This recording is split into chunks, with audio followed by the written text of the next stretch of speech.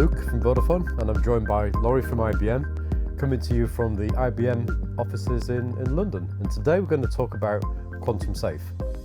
So before talking about quantum safe, we should perhaps talk a little bit about what a quantum computer is. So Lory, maybe in a nutshell, tell us what quantum computing is. Quantum computers are set to solve some extremely complex problems that are beyond the capabilities of classical computers today. There is obviously immense potential for good across different industries, but one of the things that quantum computers can also do is break the cryptography that we use today to secure our systems. Yeah, it's one of those inconvenient truths, isn't it, that quantum computers happen to be fantastically good at unraveling the mathematical puzzles that sit behind all of the cryptography that we use day in, day out, such as protecting online banking, the privacy of customer data, the way that we configure and manage operating networks is potentially exposed by quantum computing. Yes, so wherever we're using public key cryptography, that could potentially become vulnerable.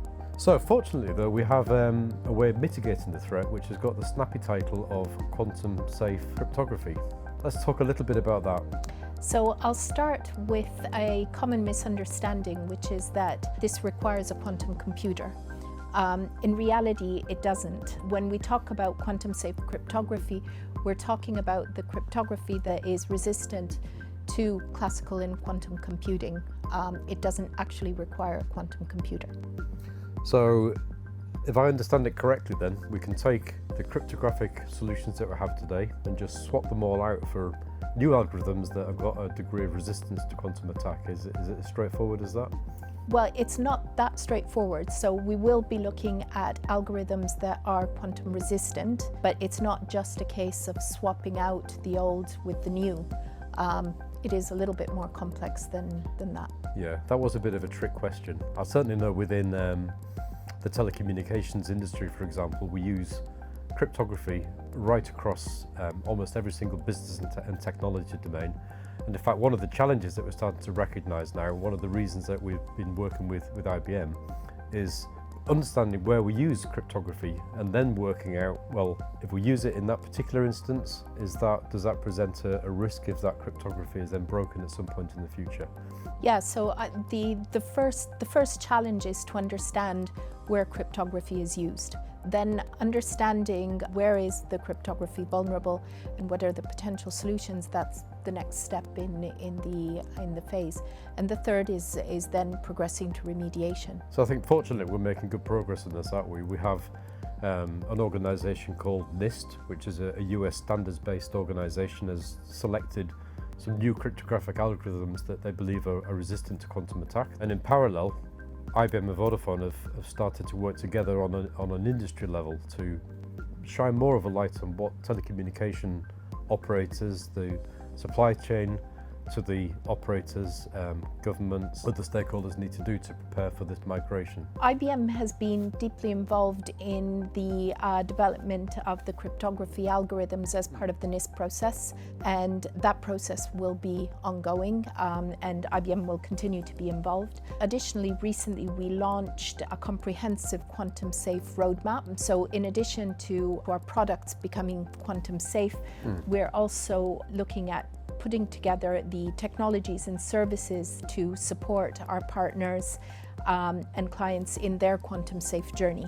An example of the technology that's being developed, it includes capabilities for discovery, observability, and transformation of cryptography to support an efficient and secure quantum safe journey.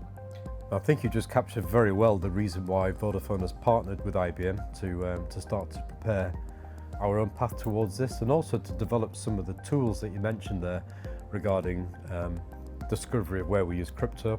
Given that we have a very complex organization with multiple different technical and business domains, we need to be able to automate that process ultimately, and we need to be able to scale it across multiple markets and different domains. So it's another reason why we decided to launch an industry initiative around this as well. So I'd also like to now introduce Lory as the chairperson of the GSMA Post-Quantum Telco Network task force, because I think it'd be good to talk a little bit about the work that we're doing there at an industry level to help prepare for this migration. When we look at what this means for the telco industry, we realize that there is work that needs to be done at industry level, and this is not just for the operators, but it's for the entire telco supply chain. So the work that the task force is doing is effectively preparing the telco ecosystem for this journey to quantum safe. Yeah, and we're very pleased to be actually co-chairing the task force together with IBM. I think it's fair to say it's gathered some very, very good momentum and traction as well. We now have almost 50 members, I think. We have last over count, 50. Over 50 members. We have over 50 members and over 20 operators globally that are contributing. And this is really a testament to sort of the importance that the industry is giving to this initiative and the need to prepare. I think it's been fantastic as a way to raising awareness around this as well, and the reason why people need to start acting kind of now in a measured way to protect against a future threat, even though they might believe that quantum computers are some way off being able to crack cryptography.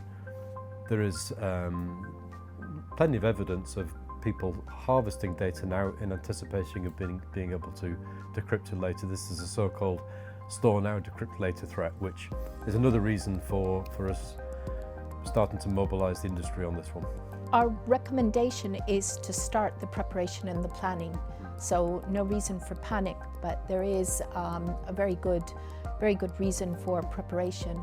It helps to future-proof investments. It helps to ensure that we make the right choices at the right point in time. We also see some really good commercial opportunities to create new service offerings using these quantum safe capabilities for enterprise and public sector clients. I think you're probably seeing the same trend actually, Lory. Yeah, I mean, we're seeing these demands coming from our clients already today, and we're seeing that they're looking for these things in the roadmap. So definitely there is a big opportunity there. So this is, I think, is a good example of why we've formed such an effective partnership, because we're developing the tooling to help companies on the migration to quantum safe in a very well-measured, steady way, but we're also creating and fostering some brand new service capabilities that we can use to create new offerings for customers. Absolutely.